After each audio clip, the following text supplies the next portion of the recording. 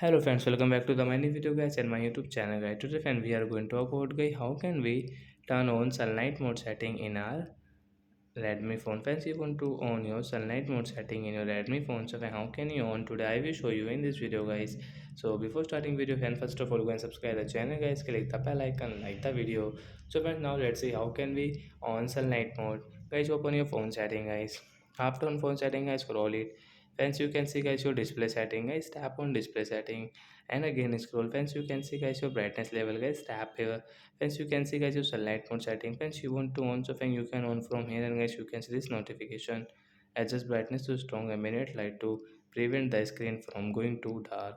So like that guys you can on your sunlight mode setting in your Redmi phone. So that's it guys, thanks for watching the video guys. We will meet in the next video guys with new topic.